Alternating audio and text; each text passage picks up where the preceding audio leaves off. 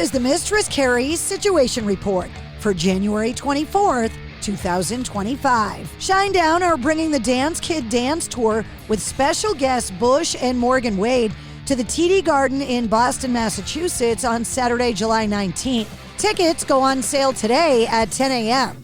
Click the link in the show notes to get them.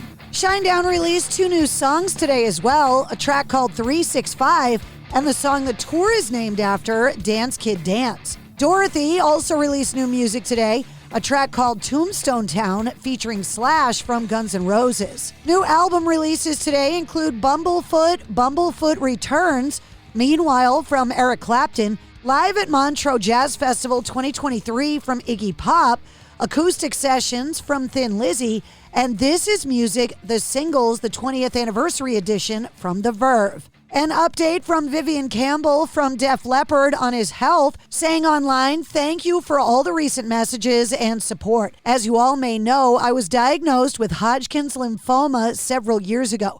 I recently had a bone marrow transplant as part of my treatment plan, and it's safe to say that thus far it's been a very successful transplant. I just have to keep my head down and my spirits up for the next 100 days of primary recovery. A very happy Viv." In a new interview, Scott Stapp from Creed talked about the band's reunion, saying, quote, "There was a time when I didn't think things would come together. We began having conversations, I think in 2020, when we started to notice this kind of viral thing happening organically online. So conversations were had about potentially doing something. I just felt at the time that I didn't want to rush it. I didn't want to just throw something together. I wanted it to be real. I wanted it to be authentic, and I wanted it to be where everyone's heart was in it." 50 years ago, Queen released their best-selling album simultaneously introducing their most impactful and enduring song, Bohemian Rhapsody. Released in 1975, A Night at the Opera has sold over 11 million copies.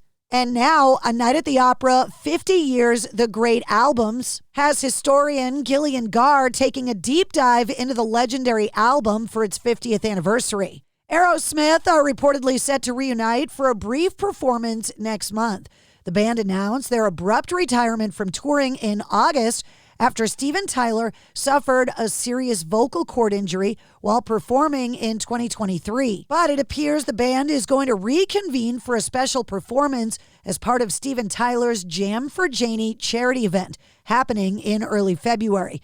The 6th annual event will be held February 2nd at the Hollywood Palladium and will double as a Grammy viewing party. Steel Panther have shared the first episode of a retrospective on their debut album, Feel the Steel. You can check out the 7-minute video dubbed From Cover Band to Writing Originals on their official YouTube. Parts of the roof of a concert venue at a Bad Omens show in Australia came down on Wednesday night.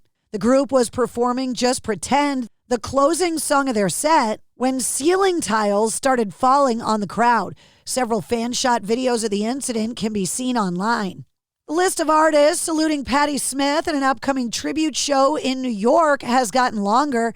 Chrissy Hynde from The Pretenders and Susanna Hoffs from the Bangles have been added to the lineup of People Have the Power, celebrating the music of Patti Smith, which is happening at Carnegie Hall on March 26th. The concert, timed to coincide with the 50th anniversary of her classic album Horses, is also set to feature Michael Stipe, Karen O, Ben Harper, and more.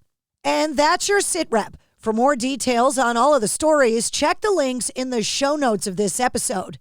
And don't forget to like, follow, subscribe, and share the Mistress Carrie Podcast. New full-length episodes come out every Wednesday. Episode 242, featuring Tim Montana, is available now.